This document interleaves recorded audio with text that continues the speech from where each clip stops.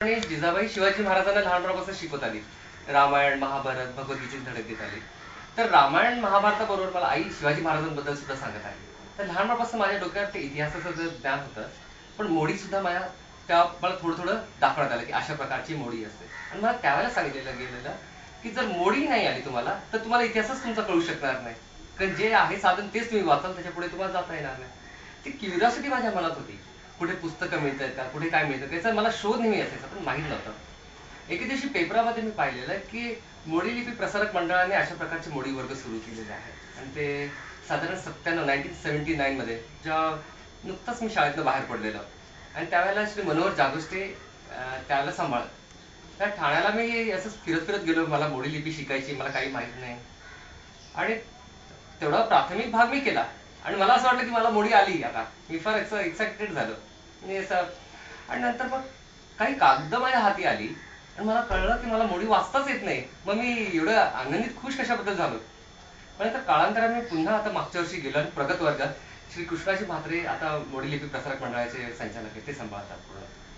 तर मग त्यांच्याकडे मी गेलो आणि मग नंतर मी पुन्हा प्रगत वर्गात जॉईन झालो.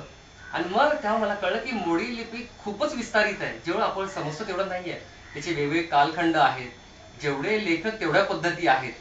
म्हणजे तुम्हाला भाषेचं ज्ञान असणं गरजेचं आहे, मराठी. कारण मराठी असेल तर तुम्हाला मोडी कळेल. आणि इतिहासाची आवड असणं गरजेचं आहे, कारण त्याचं बेस इतिहासाशी जास्त आहे. मग मोडी केवळ लिपी शिकून चालत नाही. तुम्हाला त्याची रेखी पद्धत, मोजमाप पद्धती, ह्या गोष्टीही तुम्हाला जाणून घ्याव्या लागतात. कशी असते म्हणजे त्याची रेखी पद्धत, मोजमाप पद्धत, लिहायची काही पर्टिक्युलर स्टाईल आहे का? ते काय? लिहायची स्टाईल आहे, त्याला मॅथमॅटिकलीच असतं. त्याला कॅल्क्युलेशन जसं आज आपण करतो तसेच करतात, पण त्याला वेगवेगळे शब्द होते, त्याला वेगवेगळी टर्मिनॉलॉजीज आहेत. जसं झिरो म्हणायच्या ऐवजी आपण तिथे अळी म्हणतो त्याला. अशी वेगळी टर्मिनॉलॉजी. मग ह्या गोष्टी आपल्याला माहित पाहिजे. तर ह्या माहित नसतात. हे वर्गात जाऊन मला शिकायला मिळाल्या ह्या गोष्टी. बरेचसे ऍडमिनिस्ट्रेटिव्ह टर्म्स असतात की जे आपल्याला माहित नाही, हे वर्गात जाऊन शिकायला मिळालं. त्यावेळेच्या मराठीवर अरबी आणि फारसी शब्दांचा जबरदस्त प्रभाव आहे. तर काळांतराने तुम्हाला त्याही गोष्टी माहीत होऊ लागतात हळूहळू.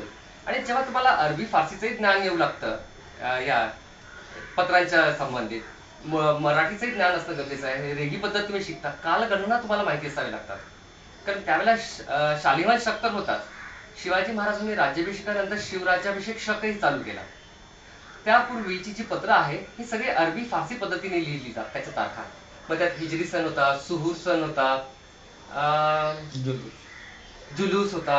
अशा 5 वेगवेगळ्या पद्धती होत्या. ते वेगवेगळ्या ह्याने लिहिल्या जातात. आज हिजरी सन चालू आहे आणि सुहूर सनचे बरेचसे पत्र सापडतात, पण जुलूस आहे, फासली आहे, ज्यांचे एवढे सापडत नाहीत. आणि तुर्की तर अगदीच दुर्मिळ येते, तर नाही सापडत तसं.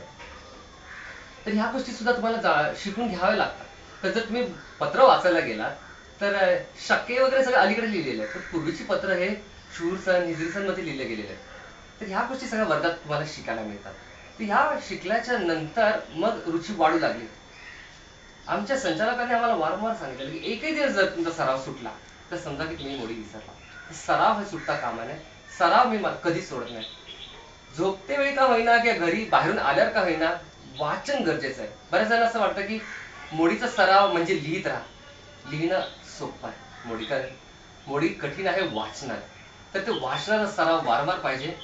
जे सोयीचं आहे, जे सोपं आहे तेच वाचत राहिलं नाही पाहिजे. जे सगळ्यात कठीण आहे त्याला तुम्ही घ्या, कारण सोपं आहे ते तुम्ही वाचूच शकता, पण जे कठीण आहे त्याला घ्या. काही पत्र अशी असतात की एक पान वाचायला तुम्हाला 1 आठवडाही लागू शकतो, किंवा नुसती एक ओळ वाचायची 1 तासही जाऊ शकतो. कारण लिहिणाऱ्याच्या काय विचार करून त्यांनी लिहिलेला आहे. शब्द सुट्टे नाहीये, शब्द एकत्र आहेत. जसं मी उदाहरण दिलं की शब्दांमध्ये अंतर नसल्या कारणाने एक वाक्य, रस्त्यात नाच तमासे चालले होते की रस्त्यात मासे नाचत चालले होते, तुम्हाला कसं वाचायचंय म्हणजे तुम्हाला रेफरन्स टू कॉन्टेक्स्ट असावा लागतो. म्हणून त्याचं वारंवार सराव असणं फार गरजेचं असतं. पण तुम्ही मला ते सांगितलं की मोडी लिपी एक लाईन मधून लिहायची वगैरे, ते मला सांगा की कसं सुरुवात पासून शेवटपर्यंत वेळ उचलायची काय ते 4 हे सांगा. माझ्या मते मोडी लिखाणामध्ये नियम नसले तरी पद्धती मात्र आहेत. जसं सगळ्यात पहिली पद्धत म्हणजे जेव्हा तुम्ही कागद घेता, सगळ्यात आधी एक रेघ उडावी लागते सुरुवातीपासून शेवटपर्यंत. तुम्ही पूर्वी टाक आणि बोरू वापरत, आता ते नसल्या कारणाने कॅलिग्राफिक पेन वापरतात, कारण त्याचे स्ट्रोक्स असे की तुम्ही साधारण फाउंटेन पेन जर वापरला तर ते एवढं आकर्षकाने वाटत नाही, आणि मोडीचं सौंदर्यच त्याच्या रेखी पद्धतीत आहे की ते कशा पद्धतीने लिहिलं गेलेलं आहे. जेव्हा तुम्ही सुरू करता लिहायला, तर जोपर्यंत तुमच्या सध्याच्या पेनांमध्ये जोपर्यंत शाई आहे आणि जोपर्यंत ओळ संपत नाही, तुम्हाला ते लिहित राहायचं. मोडी लिपी बेसिकली एक शीघ्र लिपी आहे देवनागरीची, एक शॉर्ट आहे की ज्याचा फायदा ज्यांच्याकडे वेळेचा अभाव आहे, भरभर लिहायचे असे वापरू शकतात. कॉर्पोरेट जगत जर मराठी वापरत असेल त्यांच्या क्षेत्रात तर ते वापरू शकतात. जर्नलिस्टला, विशेष करून जे मराठी जर्नलिझम करतात आणि ज्यांना देवनागरीत लिहायच्या ऐवजी जर ते ज्यांनी मोडीचा वापर केला तर ते फार वेगाने लिहू शकतात. म्हणजे अगदी आपलं संभाषण संवाद न थांबवता ते सलग लिहू शकतात, इतक्या वेगाने त्याचा वापर होऊ शकतो. बरं, जेव्हा तुम्ही स्वतः ट्रान्सलेट करता म्हणजे देवनागरी मध्ये लिहिता, तुम्हाला एक पान देवनागरीत लिहायला जो वेळ लागतो त्याच्यापेक्षा मोडी लिपीत जर ते पान लिहायचं तर किती वेळ लागतो? जस्ट टू कॅल्क्युलेट नॉर्मल लोकांसाठी. मोडी लिपी जेव्हा मी एखादं पत्र लिहित असतो मोडी लिपीमध्ये, तर मी कशाकरिता लिहितो डिपेंड्स. जर मला कुणाला प्रेझेंट करायचं असेल तर मी जास्त वेळ घेईन, ते अक्षर अगदी रेखीव सुंदर करेन. पण जर जनरल करायचं आहे तर नक्कीच मी मराठीपेक्षा देवनागरीपेक्षा मोडी वेगाने लिहीन त्याला. म्हणजे वेग म्हणजे तो किती असेल? अर्धा असेल, अर्धा वेळ लागत असेल तर तुम्हाला मराठी लिहायला असं म्हणजे जर अंदाज घेतला तर समजा एका मिनिटाला जर मी देवनागरी मधले शब्द जर 30 ते 40 शब्द जर मी लिहित असेल तर मी तेच मोडीमध्ये 60 शब्द लिहू शकेन, कारण तिथे मला